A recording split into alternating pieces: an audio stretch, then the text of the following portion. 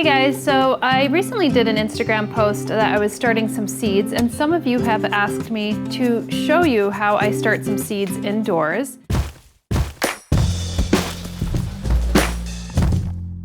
It's actually pretty easy. You don't need much than patience and a few different products that you probably have already around your house.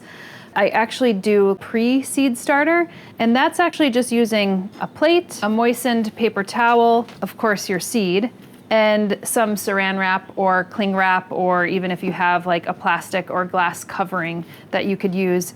And that's really it. The reason why I start my seeds this way is that I don't have an extensive place to have seeds. And I also had some older seeds from like a year to 2 years ago, and I wanted to make sure that they would emerge from their seed case. So this is a cypress seed, a cypress vine seed that I have here. If you're unfamiliar with this plant, it's really beautiful. I first saw it actually growing in my neighborhood. It has these really beautiful dissected leaves and a beautiful red flower that looks like it would be great for hummingbirds. And then I actually saw this plant on the balcony garden of James in Singapore. So it was really lovely. So I wanted to actually get some seeds. Now, keep in mind that some seeds may need to be either stratified or scarified. And scarified, you could do that typically through a little bit of sandpaper and just getting off that first layer of that seed coat. And typically a seed would go through scarification if it's going through a winter and it's going through a freezing and then a thawing, or stratification as well is if it goes through also a cold period, but you'd probably end up putting it in your refrigerator and then taking it out. So it's going through this cold and warm period, but these seeds don't need that. They're actually very easy. I started peas indoors, I started tomatoes indoors, some dill, and they don't need scarification or stratification. So basically, here's my seed. I only have one of these seeds left. And you're just gonna moisten the paper towel, and you're gonna put the seed on the paper towel, and then just some saran wrap.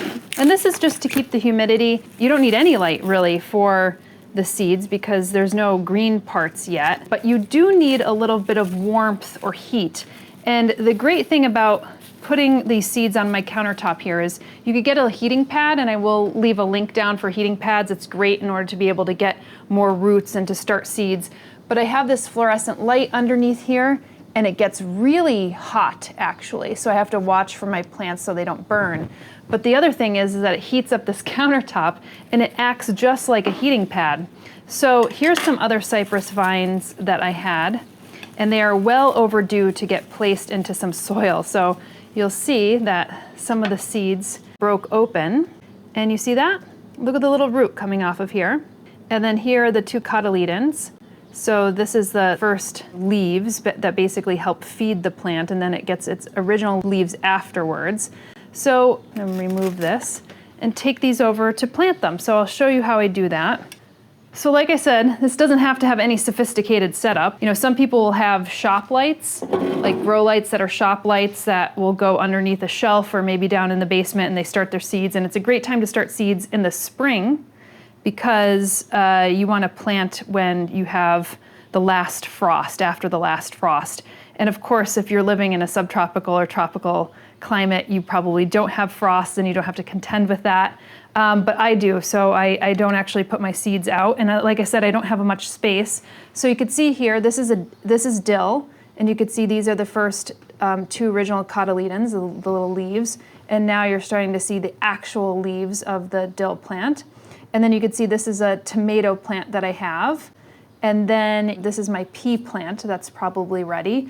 And this is a cypress vine, and this is a cypress vine. And I think this is a cypress vine. So if you're planting a lot of seeds, you're going to want to have a little, plant tag there so you know what you've planted. Or you could put a plant tag in here so you know what's on the plate. But essentially what I'm going to do now is take one of these guys, and I have a seed starter mix. So you'll see this one. This is the one that was available. The garden centers are all closed during the coronavirus lockdowns. But this one looks good enough, and I've been using it, Dr. Earth Root Zone. and it's OMRI listed, which means that it's good for organic use. Now, this stuff usually doesn't have too much nutrients in because the seed has all what the plant needs, and then eventually once it gets big enough you transplant it. So I'm just going to put a little bit more soil on top of this root so I can bury it. So I'm just going to go into this bag right here, take a little spoonful, just place this in. And it's okay if the plant is not totally upright or if the root is not totally buried, because the root is going to find its way down and the leaves are going to find its way up, especially with the light on it. And ideally, you're going to want the light to be about 2 to 3 inches away from the plant, because if it's not, it's going to get pretty spindly. Here I have a little humidity dome, so this helps to keep the humidity in, and you could like open and close it, which is kind of cool.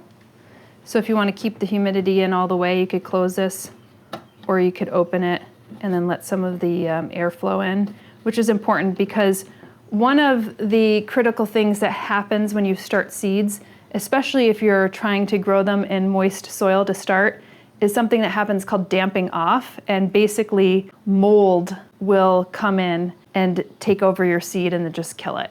And there's no retrieving. You just have to get rid of the seed, you have to get rid of the potting medium that it's in, and make sure that you clean out the container if you're going to reuse the container. So yeah, this is basically it. I come in every morning, I start to do a little spritz to make sure that the soil is moist. This is an indication that these bottom leaves right here got a little crispy, probably because I forgot to keep it moist.